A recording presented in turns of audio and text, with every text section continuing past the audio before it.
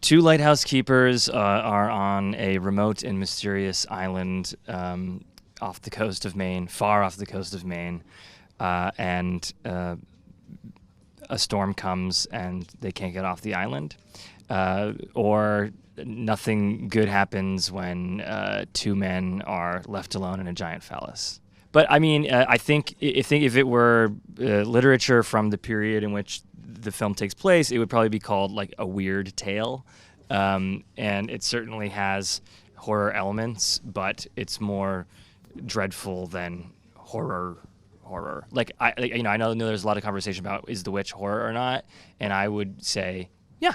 And if I don't mind if people disagree, that's fine. But I would say that's a horror movie. This is something a little weirder. I had wanted to work with both of these gentlemen, and I offered Rob something on a movie that didn't happen, and he said he was only interested in doing weird things. So this was a weird thing. I was a great admirer of The Witch, and so I sought Robert out and told him that I liked The Witch very much, and I said, listen, I'd love to do something with you.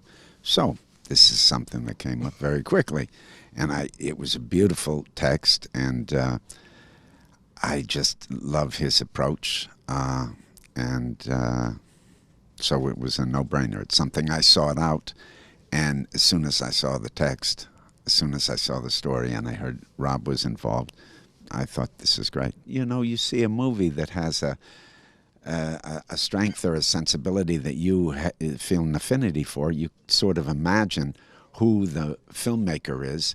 And my game is always, I like to try to attach myself to filmmakers as an actor. They need actors, and I like to work with strong filmmakers. So you do seek people out. Sometimes the truth is you may not be right for someone's work, you know. But when I met Robert Eggers, we got two Robs here. It was really, and then we had about 12 other Robs. We were shooting in Canada. It was really Rob 1, Rob 2, Rob 3. When I met him, I felt like I would deeply enjoy he's very well researched. The stuff is very structured and well realized, and he gives actors very interesting things to do. And it's a nice challenge, very precise, but inside of that, there's a world of engagement that really interests me. Probably in general, the accent was, I mean, it's quite an unusual accent for me. Even though when I watch it, it's relatively subtle, but there's a thing, Robert's kind of specificity it's across all, it's all encompassing.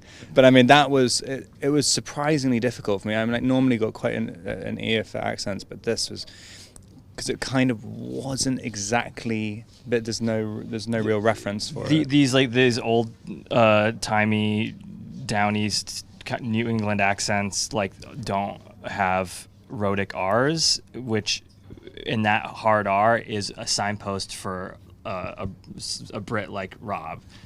So that became like that's super fascinating, right? Yeah, it's weirdly close. Yeah. So that made it tricky. Yeah, and you can. It's kind of a combination of like 3 or 4 different accents, and if you just make one vowel mistake, then you suddenly are doing a different accent, and so and you can't really control it that much.